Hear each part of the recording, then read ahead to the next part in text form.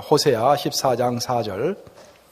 내가 그들의 반역을 고치고 기쁘게 그들을 사랑하리니 나의 진노가 그에게서 떠났음이니라. 내가 이스라엘에게 이슬과 같으리니 그가 백합화 같이 피겠고 레바논 백향목 같이 뿌리가 바뀔 것이라.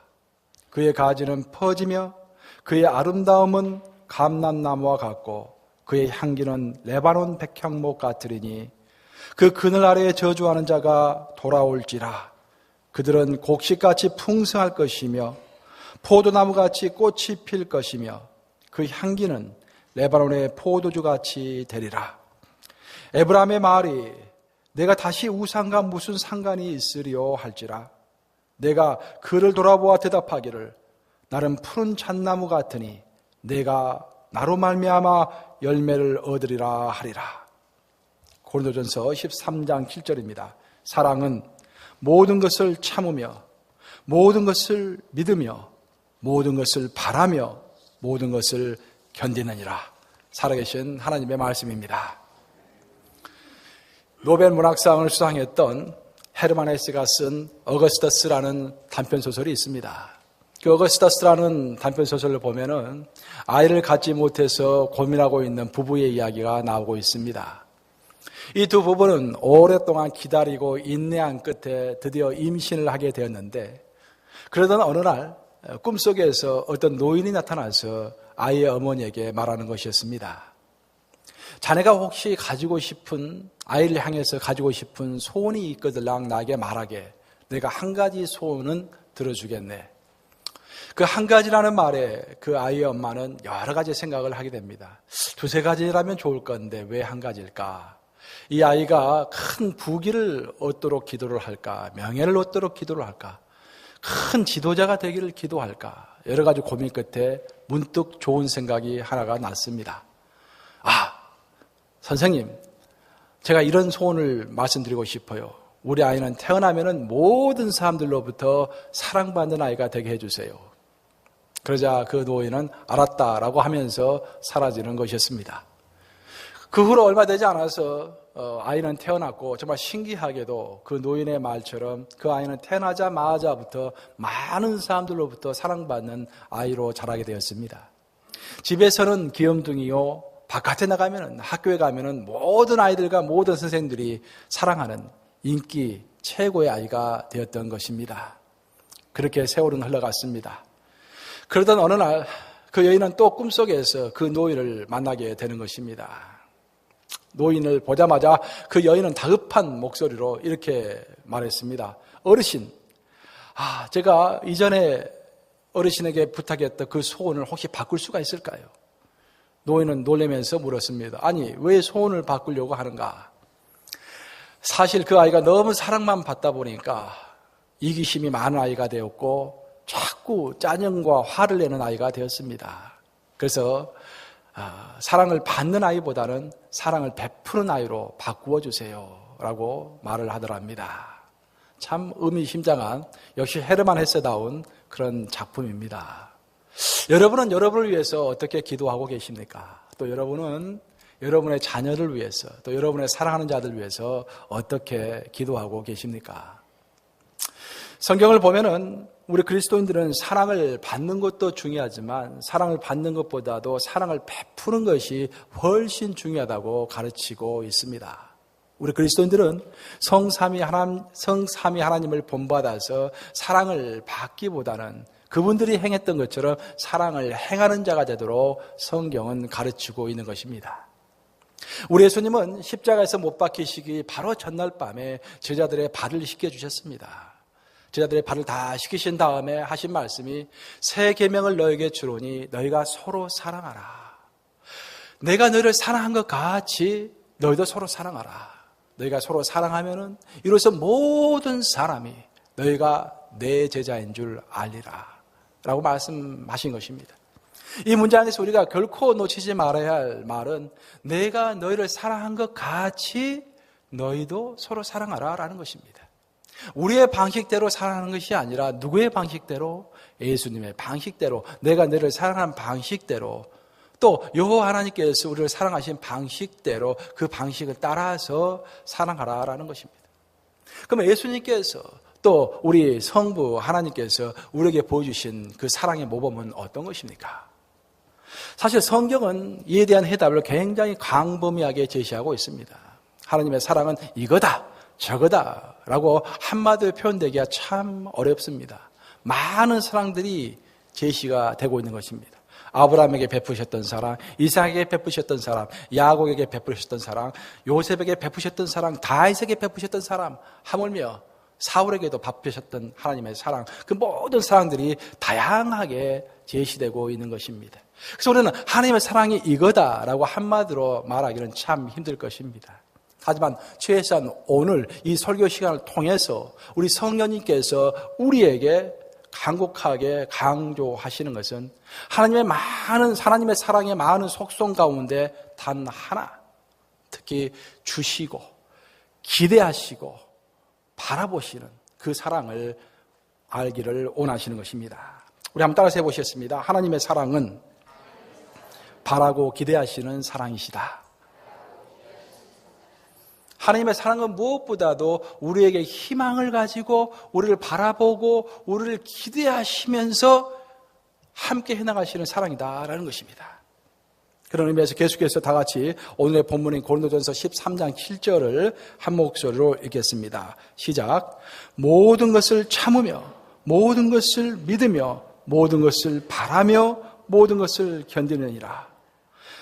사랑의 본질은 참고 믿고 견디는 것도 중요하지만 그것보다도 더 중요한 것은, 그 못지않게 중요한 것은 사랑은 바라면서 기대한다라는 것입니다. 사랑은 바라보면서 기대하는 것이다라는 것입니다. 그것이 하나님의 사랑의 속성 중에 한 가지의 에센스입니다.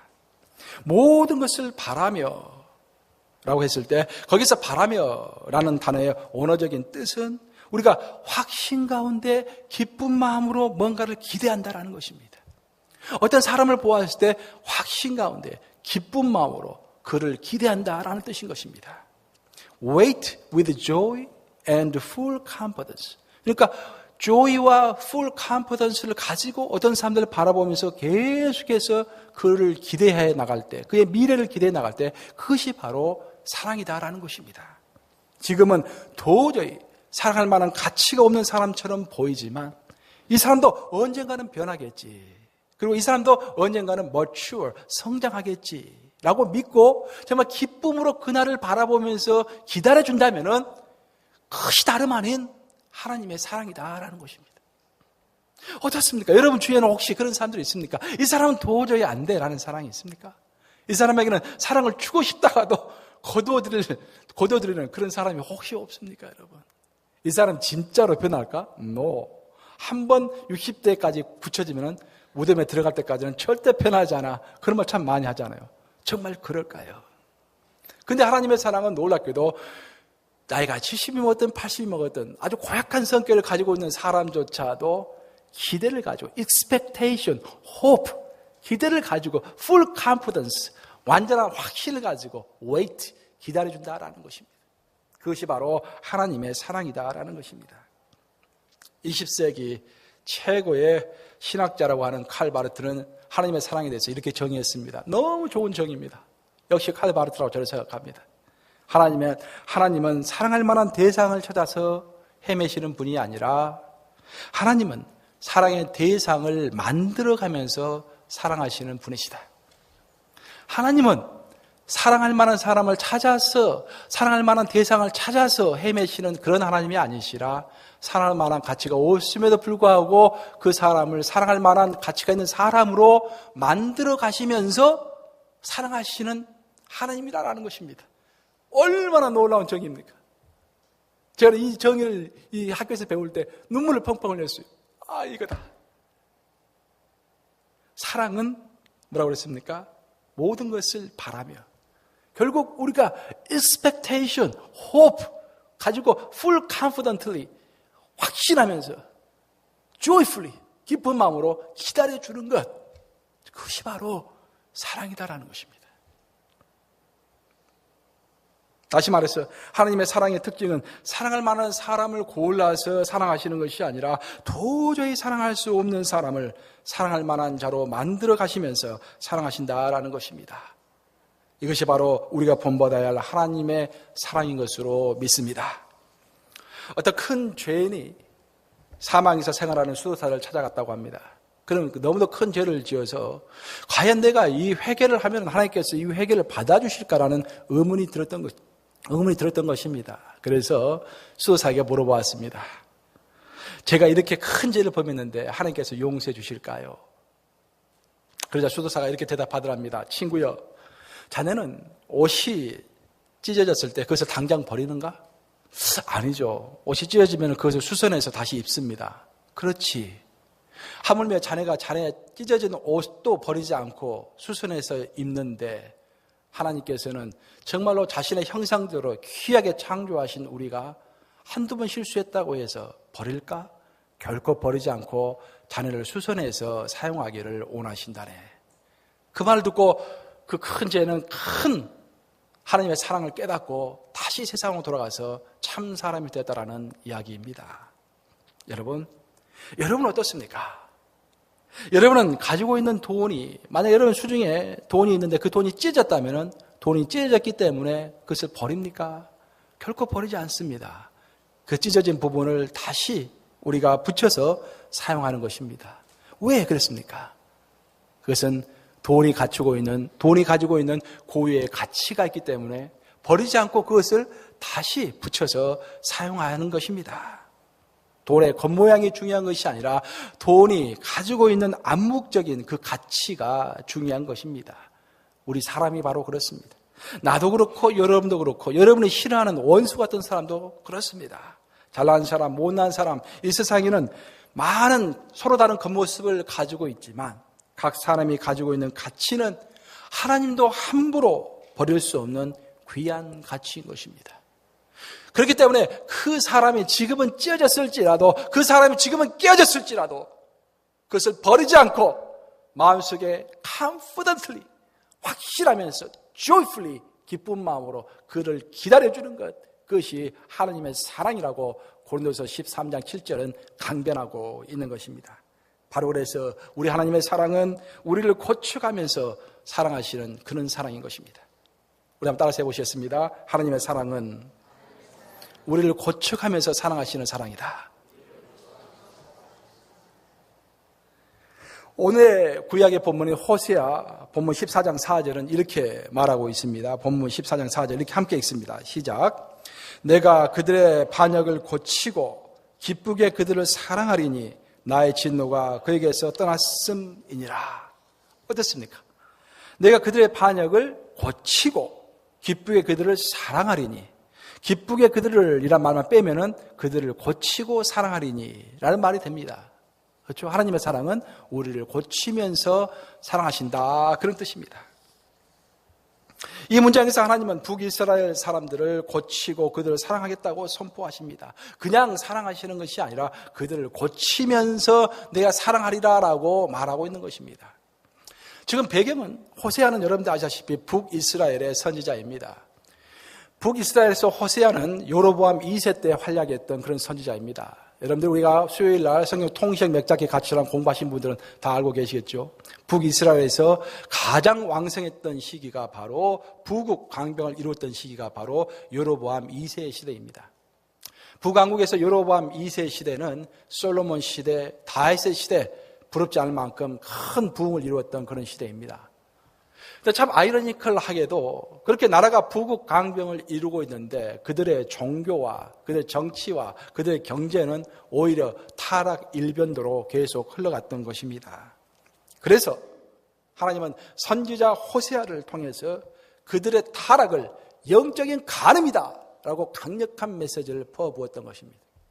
그 내가 너희를 간과하지 않고 너희를 심판하리라 라고 말씀하셨던 것입니다. 하지만 호세아서에 나타난 하나님의 심판이 다른 선지서들과 다른 점이 하나 있는데, 그것은 하나님은 그들을 아예 버리시면서 심판만 하시는 것이 아니라 그들을 고치면서 사랑하시겠다고 결론을 맺고 있는 것입니다.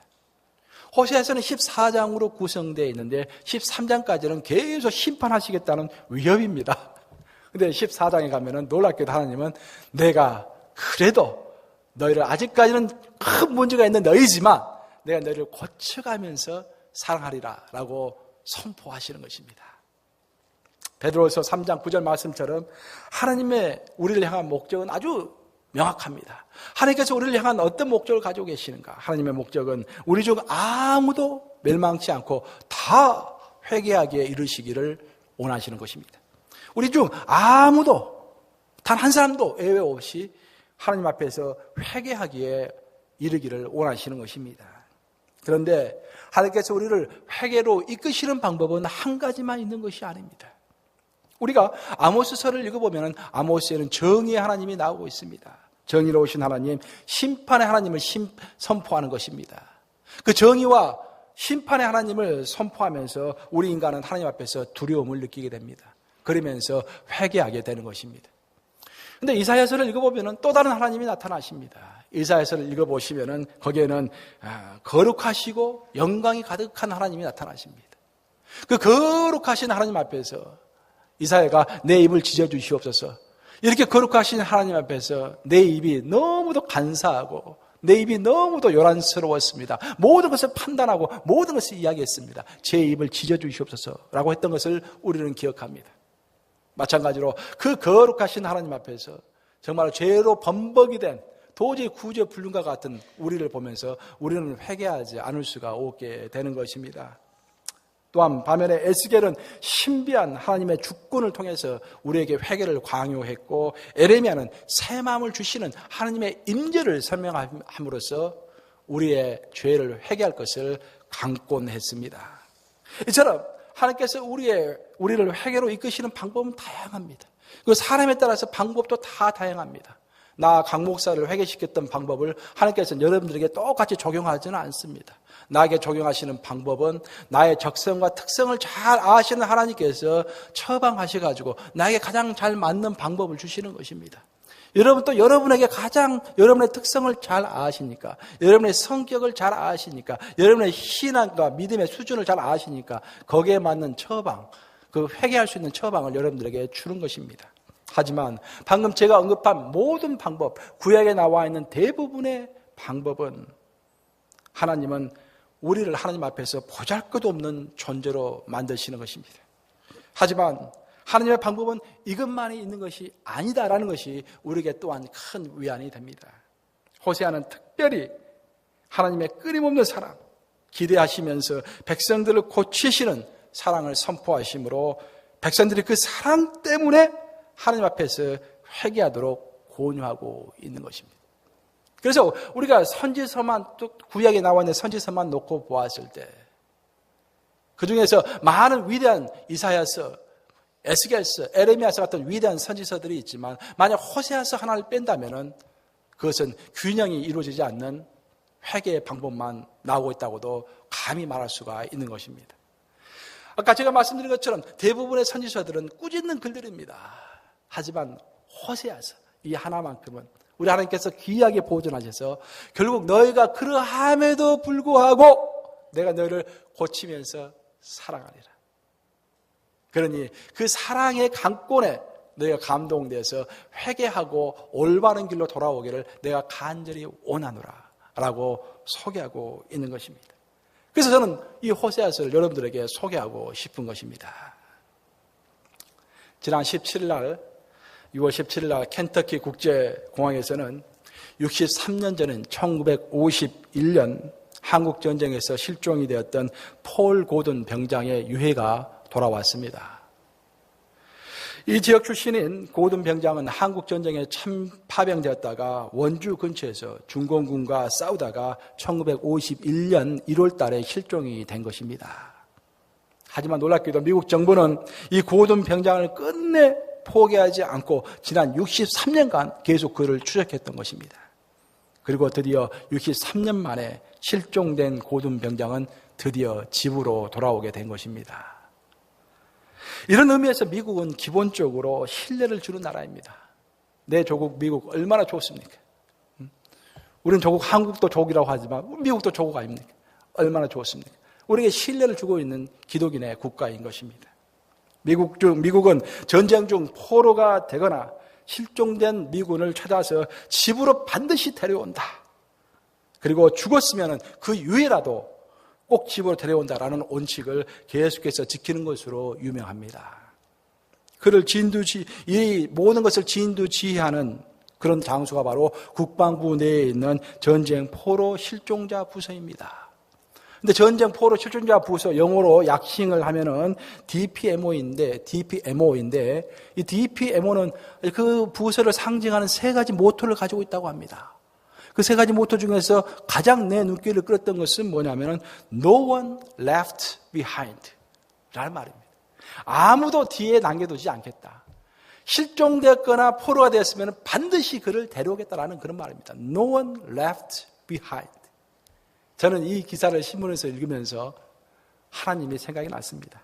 여러분 사실 이것은 우리 하나님의 표라고 말할 수가 있는 것입니다. 우리 하나님께서 원하시는 것은 No one left behind. 다 천국에 가는데 단 한 명이라도 여기 남아있기를 원치 않는 것입니다. 모든 사람이 하나님의 사랑을 받고 있는데 단 한 사람이라도 하나님의 사랑에서부터 멀어지기를 원하지 않는 것입니다. No one left behind. 하나님은 아무도 뒤에 남겨두기를 원하시지 않습니다. 하나님은 그 아무도 용도 처분하기를 원치 않으시고 다시 수리해서 우리를 구원하시고 사랑하시기를 원하시는 하나님이신 것입니다.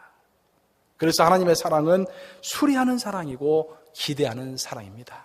따라서 해보시겠습니다. 하나님의 사랑은 수리하는 사랑이고 기대하는 사랑이다. 예수님이 우리에게 들려준 비유가 많이 있는데 예수님이 들려준 비유 중에서 구원과 사랑을 가장 잘 설명하고 있는 비유는 탕자의 비유입니다. 모든 신학자들이 일치된 견해입니다. 탕자의 비유, 여러분도 잘 아시는 그 탕자의 비유의 주인공은 누구입니까? 옛날 우리 교회에서 이렇게 탕자의 비유, 또 탕자 저기 앉아 계시네요. 황희조 집사님.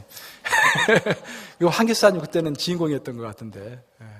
근데 우리가 드라마 할 때는 황 기사님이 주인공이지만 이 성경에서는 탕자가 주인공이 아니라 하나님이, 어떤 하나님이 기대하시고 기다리시는, 떠난 아들을 기대하시고 끝까지 기다려주시는 하나님이 주인공인 것입니다.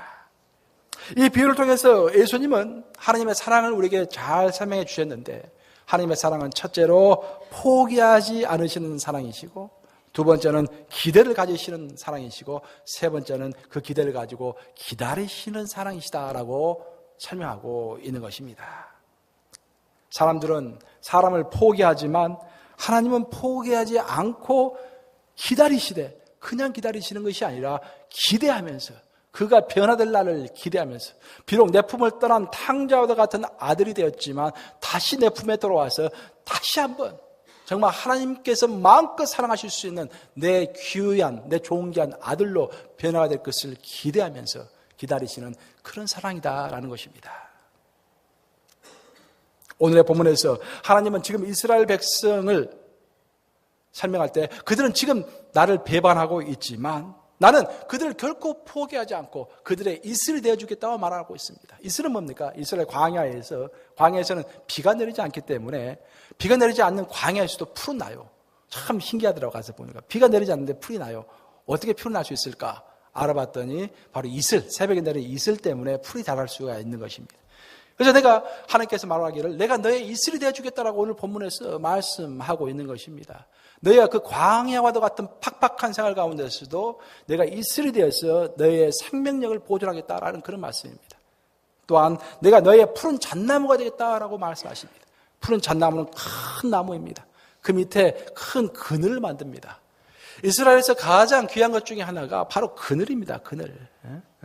내가 로뎀나무 이야기했죠. 엘리야가 숨었던 로뎀나무 결코 큰 나무가 아닙니다. 조그만 나무입니다. 거기서 얼마나 그늘이 없었길래 얼마나 더웠길래 엘리야는 그 로뎀나무에 머리만 쳐박고 머리라도 그늘 속에 있고 싶어서 로뎀나무에 몸을 숨겼던 것입니다. 그렇게 그늘이 가장 귀한 곳이 바로 이스라엘입니다. 이스라엘 광야입니다. 근데 그곳에서 하나님께서는 푸른 잣나무가 되어서 이스라엘 민족을 그늘이 되어주시고 보호하시겠다고 말씀하시는 것입니다. 그뿐만 아니라 하나님께서는 이슬이 되어주시고 푸른 잣나무가 되어서 그들의 삶을 풍성하게 해서 열매가 가득 맺히도록 그들의 삶을 고쳐주시겠다라고 선포하시는 것입니다. 지금 비록 너희들이 나를 배반하고 있지만 나는 너희를 향하여서 내 사랑을 포기하지 않고 기대하면서 너희를 고치면서 사랑했다라고 말씀하시는 것입니다. 사랑하는 여러분, 바로 이것이 우리가 본받아야 할 하나님의 사랑인 것입니다. 저는 설교 서두에서 이렇게 말했습니다. 우리는 사랑을 받는 사람이 되기보다는 사랑을 베푸는 사람이 되도록 부르심을 받았다고 했습니다.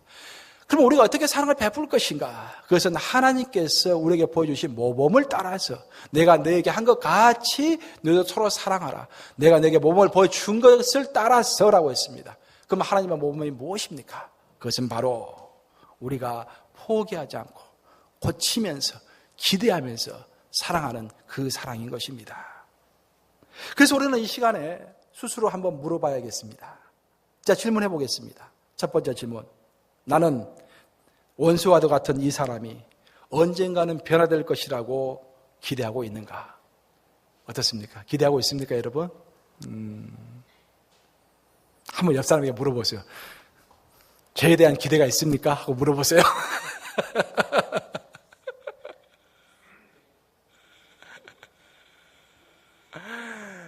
첫 번째 물어봐야 돼요, 우리가. 하나님의 사랑을 본받으려면 내가 원수와 같은 그 사람이 반드시 언젠가는 변화될 것을 기대하고 있는가. 두 번째, 우리가 물어봐야 할 질문은 나는 타인을 고쳐서 사랑할 줄 아는가. 사랑할 만한 대상을 찾아서 사랑하는 것이 아니라 사랑할 만한 사람이 아니더라도 그를 고쳐서 사랑하고 있는 사람인가. 영국에 어떤 목사님이 한 번은 시골에 있는 농가를 방문했습니다. 그 농가를 방문했더니 농가에는 주로 이제 풍향계가 많이 있죠. 근데 한쪽 구석에 풍향계가 있더라는 거예요. 근데 참 신기하게도 그 풍향계 밑에는 이제 풍향계 보면은 그 화살촉 있지 않습니까? 그 화살촉에다가 어떤 리본이 달려 있는데 그 리본을 자세히 봤더니 하나님은 사랑이시라라는 말이 적혀 있더랍니다. 아니, 어떤 의미에서 이 풍향계에다가 이렇게 하나님 말씀을 달아 놓았을까? 하나님의 사랑이 이 바람이 요동을 하는 것처럼 이리저리 요동한다는 말일까 해서 주인장 왜 하나님의 말씀을 여기다 이렇게 적어놨습니까? 라고 물어봤습니다. 그러자 주인은 빙그레 웃더니 이렇게 대답하더랍니다. 선생님, 바람이야 어떤 방향으로 불든지 간에 우리 하나님의 사랑은 전혀 변함이 없다는 뜻으로 거기에 그 말씀을 적어놓은 것입니다. 사랑하는 여러분, 저도 이런 변하지 않는 사랑을 할 수 있도록 여러분들이 기도해 주시기 바랍니다. 저는 담임 목사니까 더더욱 그렇게 해야겠죠. 그 어떤 사람이 내 마음을 아프게 한다 할지라도 끝까지 사랑해야 할 의무가 저에게는 있겠죠. 계속해서 모든 사람들 다 사랑할 수 있도록 저를 위해서 기도해 주시기 바랍니다. 그리고 여러분들도 사랑할 수 없는 존재라고 여겨지는 사람이 여러분들 앞에 나타난다 할지라도 그 사람이 재활용되어서 새롭게 변화될 것을 기대하면서 포기하지 않고 기쁜 마음으로 그를 고치면서 사랑할 수 있는 힘을 달라고 하나님께 기도하시는 여러분 되시기를 우리 주님의 이름으로 축복합니다.